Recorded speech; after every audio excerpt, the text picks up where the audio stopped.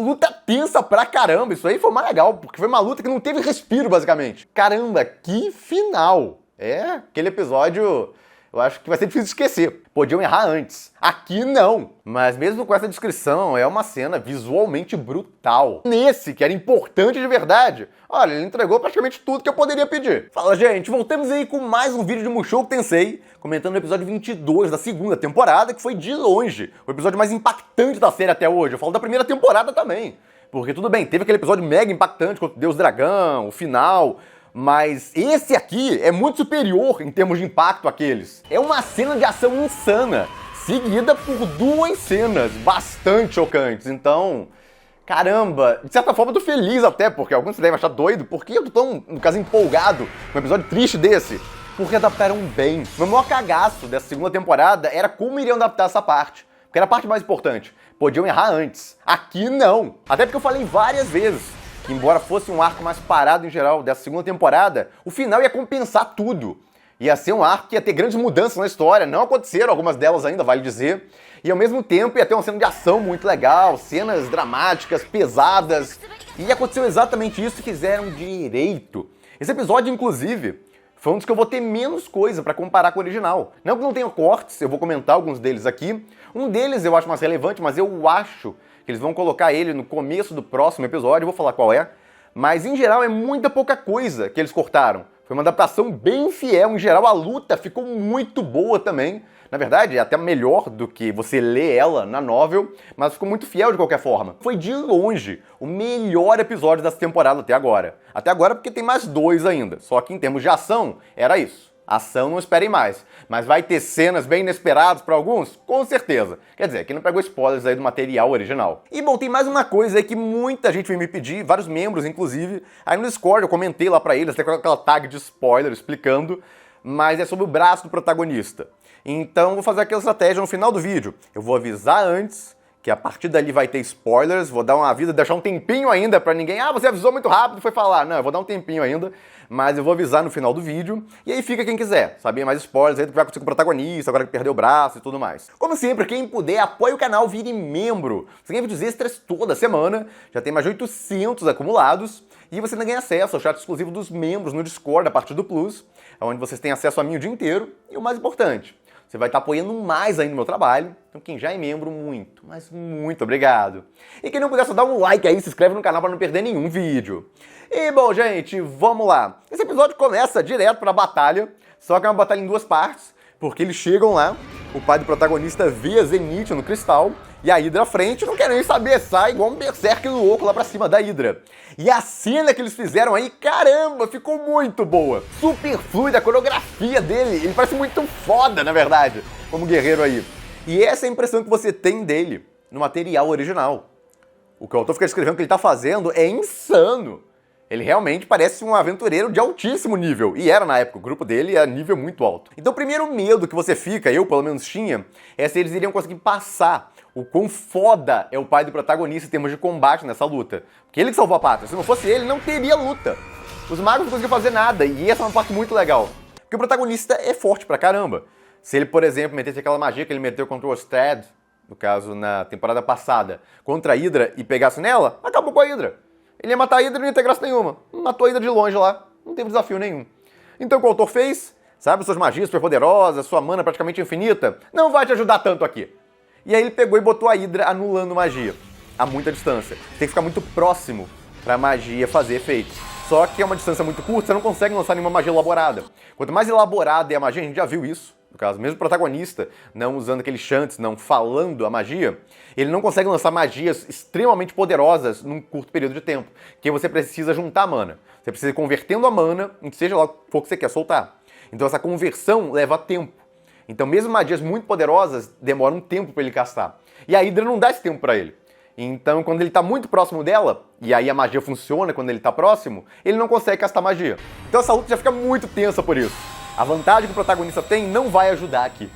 Então o herói, na verdade, da coisa toda vira o pai dele. Porque sem ele para cortar as cabeças, os outros também não são habilidosos igual a ele para fazer aquilo. Então sem ele com o Dual Blade dele lá cortando as cabeças da Hydra, não vai ter como vencer ela. E bom, a luta é muito legal, é rápida essa primeira parte aí, mas ele completamente louco lá querendo matar a Hydra. E olha, Se ela não regenerasse as cabeças, era capaz dele conseguir.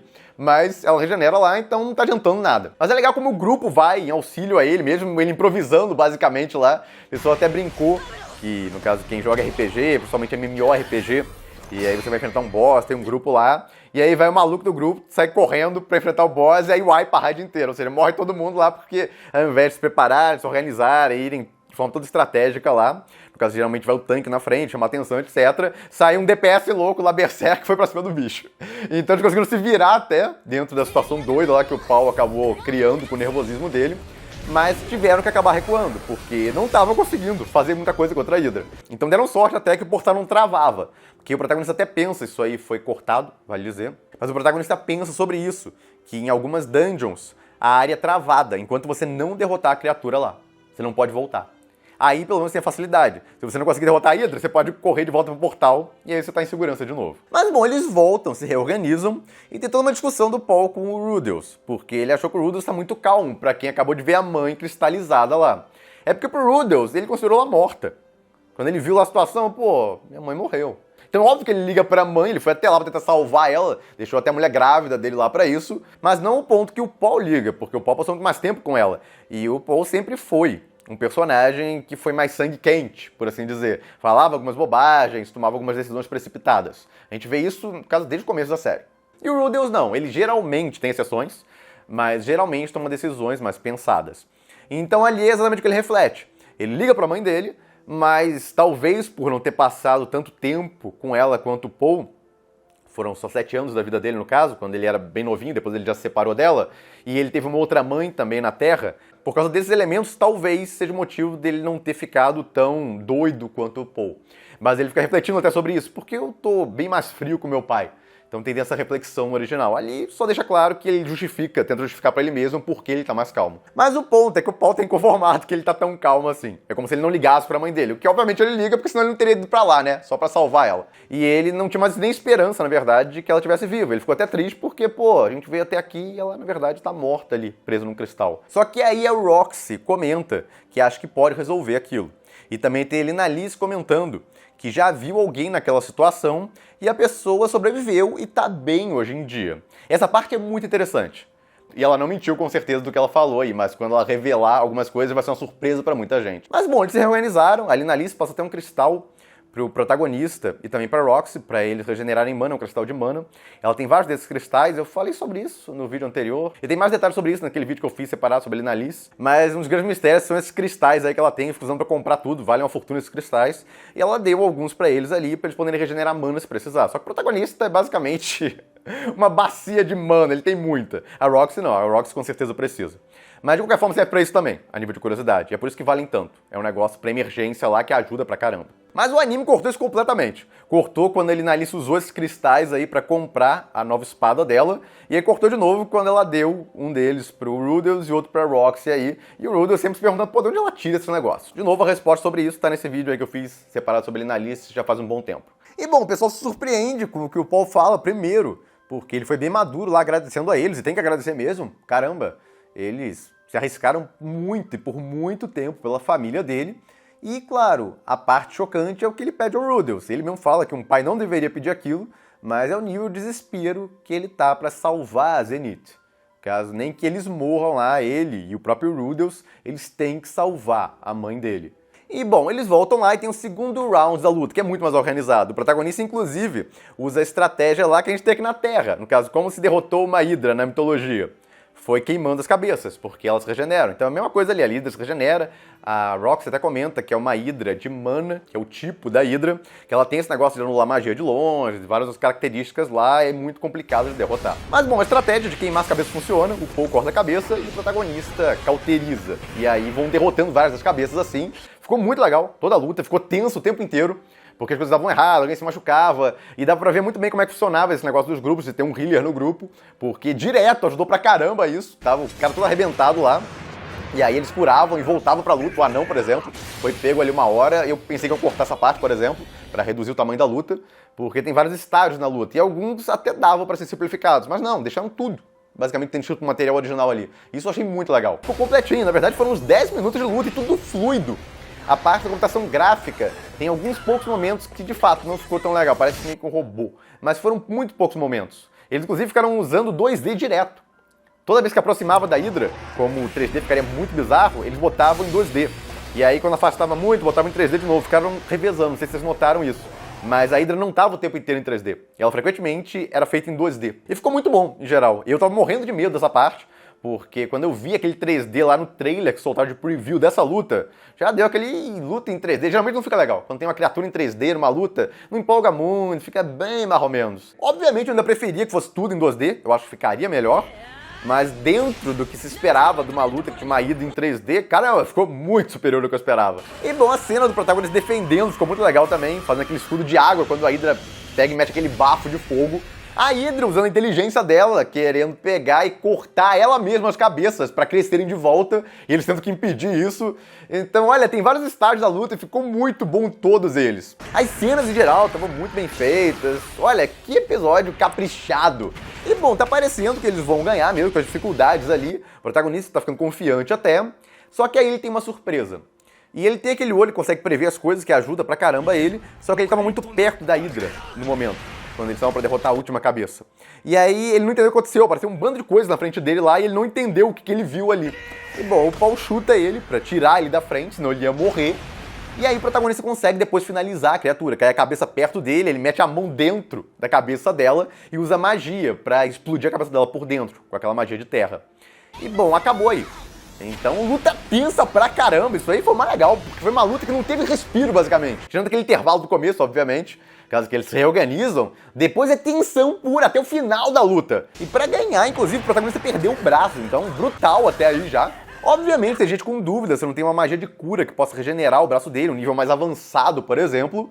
Olha, eu vou entrar em detalhes sobre isso na parte com spoilers, que lá pro final do vídeo eu vou até avisar antes. Aqui não é o caso. Qualquer coisa que eu falar aqui, sim ou não, seria spoiler, né? E bom, o protagonista perdeu esse braço dele aí, mas conseguiu cauterizar pelo menos com a magia de cura. E ele mesmo, pro nível de desafio que eles enfrentaram, considerou que foi uma perda pequena até.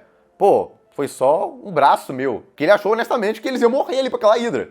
Então, um braço só pra eles derrotarem a Hydra, até que foi pouco na consideração deles. Só que aí, ele vê isso. Nossa, essa cena aí é brutal no original. O pai dele foi cortado ao meio. Então, ele tá lá virado, cortado ao meio, com sangue escorrendo.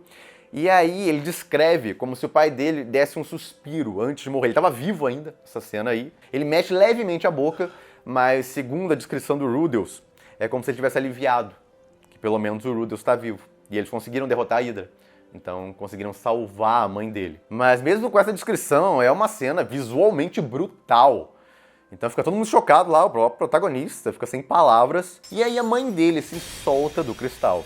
E aí eles resumem, basicamente, que voltaram lá, não tem grandes detalhes sobre isso na novel. Eles demoraram 3 dias para voltar do fundo até a superfície, vale dizer. E antes disso, teve a parte de cremar o Paul.